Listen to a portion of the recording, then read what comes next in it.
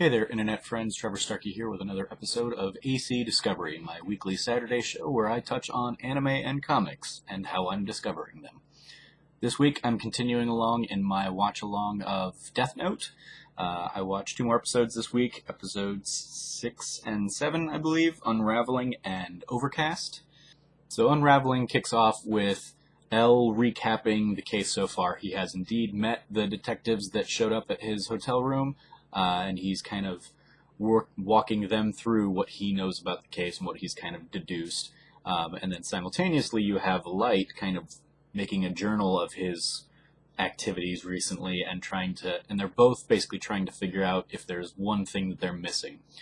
L, one thing that he's missing that can put everything into place, and Light, one thing that's missing that might give the whole game away. And then the show cuts to the widow, for lack of a better term, of Ray Penbar, the FBI agent that Light kind of manipulated into killing all of the FBI detectives.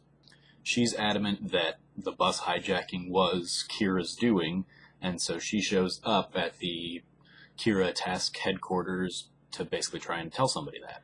And unfortunately for her, everybody is at L's place, but fortunately for Light, he showed up and is there for the intercept. So he walks along with her. She admits kind of his theory to him because he's announced himself as the son of one of the lead detectives. And so she doesn't fully trust him, but she says, okay, well, here's my suspicions.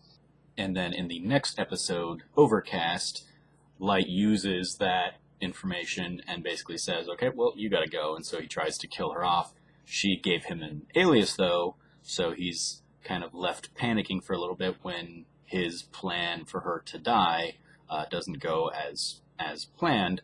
He realizes that Ryuk had laughed when he wrote her name down, so he kind of deduces, oh, Ryuk's got those Shinigami eyes. He can see her name. He knows that it's not her real name.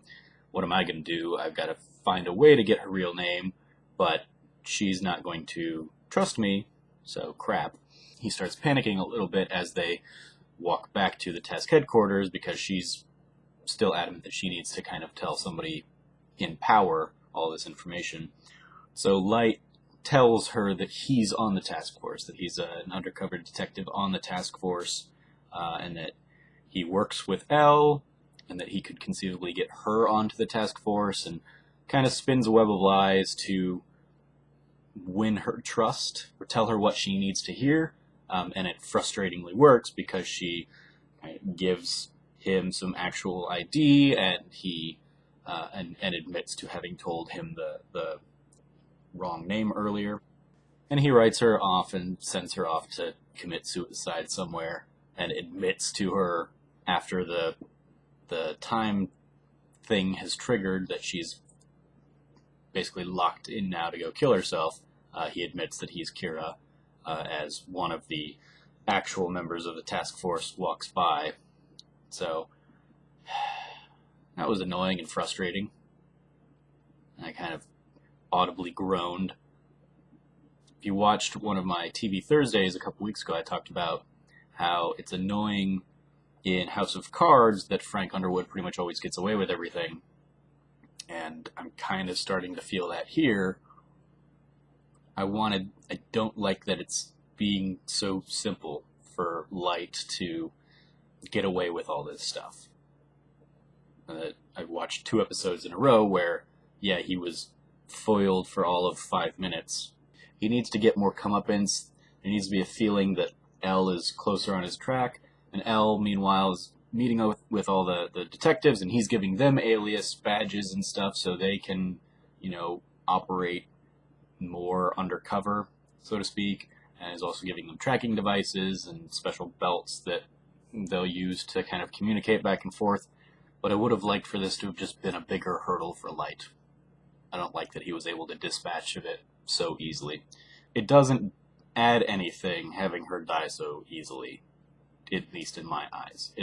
We've already established at this point that Light is ruthless and doesn't care who he kills to get away with what he's getting away with.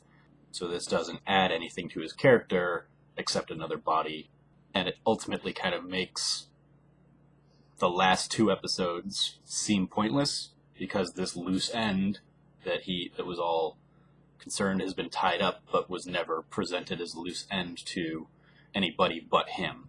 So those are my thoughts on the latest couple episodes of Death Note. Boo. Gotta get some comeuppance, light. Grrr. Arg. As always, I've been your host, Trevor Starkey from TrevorTrove.com. You can follow me at SnarkyStarkey on Twitter. And until next time, from here at the Trove, treasure your friends.